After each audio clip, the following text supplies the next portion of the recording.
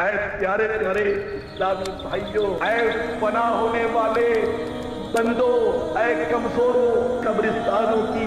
ویرانی کو دیکھیے، ان کی ہولناکی کو دیکھیے اور غور کیجیے کہ کیا اس قبرستان میں ہم جیتے جی بھی تنہا رہ سکتے ہیں؟ جب جیتے جی تنہا نہیں رہ سکتے تو مرنے کے بعد جب کہ سارے عزیز چھوٹ چکے ہوں گے، یار دوست چھوٹ چکے ہوں گے، ساری رنگینیاں دنیا کی نگاہوں سے اوجھل ہو چکی ہوں گی، تو کیا ہم اندھیری قبر میں تنہا رہ سکیں گے؟ ان قریب موت کا مزہ چکھنے والوں، نہ ہمارے پاس عمل کا توشہ ہے، نہ کوئی اعلیٰ کردار ہے، نمازیں ہم سے نہیں پڑھی جاتی، رمضان کے روزے ہم سے نہیں رکھے جاتے، زکوٰۃ ہم پوری ادا نہیں کر پاتے، ماں باپ سے حسن سلوک ہم نہیں کر سکتے، اور بندوں کے حقوق ہم سے ادا نہیں ہو سکتے، رات دن گناہوں میں گزر رہے ہیں۔ اگر اسی طرح گناہ کرتے کرتے یک بار کی موت کا پیغام آ پہنچا، اگر قبر میں اٹھا کر ڈال دیا گیا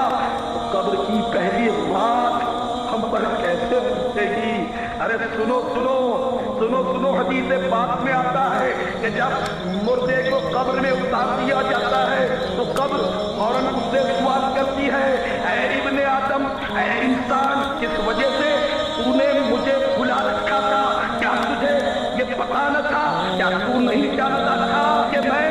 اندھیرا گھر ہوں جس میں تاریکی ہی تاریکی ہے، میں تنہائی کا گھر ہوں؟ تو اے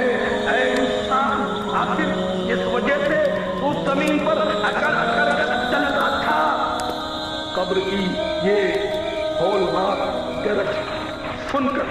اگر وہ مردہ ہوتا کسی نیک بندے کا ہے تو ایک غیبی آواز قبر کو یہ کہہ کر تسلی کرا دیتی ہے کہ اے قبر، یہ تو کس سے کہہ رہی ہے؟ ارے یہ تو ایک نیک اور پاکیزہ انسان ہے جو ہمیشہ امر بالمعروف و نہی عن المنکر پر کاربند رہا، یہ تو نمازیں پڑھا کرتا تھا، ارے یہ تو رمضان کے روزے رکھا کرتا تھا، یہ کوئی اپنی داڑھی مونڈ کر تھوڑی رکھتا تھا، یہ کوئی فیشن کا متوالا تھوڑے ہی تھا،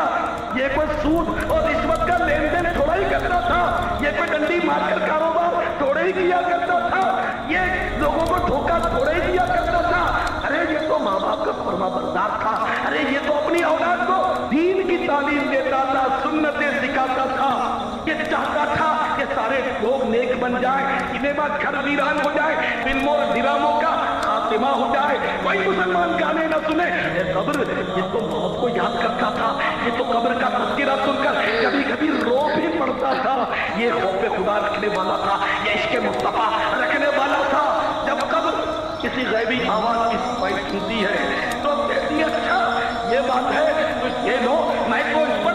گلزار بن جاتی ہوں، اور پھر وہ قبر اس پر گلزار بن جاتی ہے، اور اس مرنے والے خوش نصیب کا جسم جو ہے وہ نور سے منور ہو جاتا ہے، اور اس کی روح آسمان کی طرف پرواز کر جاتی ہے۔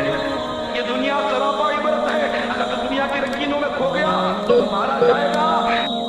ارے نادان سن، اے رنگینیاں منانے والے سن، تو کیا ہوگا؟ ورنہ مارا جائے گا، بڑا پچھتائے گا۔ جہاں میں عبرت کے حسون نمونے مگر تجھ کو اندھا کیا رنگوں کو نے، کبھی اور سے بھی یہ دیکھا ہے تم نے، جو آباد تھے وہ محلہ ہے سن نے، جگہ دی جگانے کی دنیا نہیں ہے، یہ عبرت کی چاہے تماشا نہیں ہے۔ دلے خاک میں اے نشاں کیسے کیسے مکی ہو گئے، داغ کیسے کیسے بے نشان کیسے کیسے، زمین کھا گئی نوجوان کیسے کیسے، جگہ جی لگانے کی دنیا نہیں ہے، یہ عبرت کی چاہے تماشا نہیں ہے۔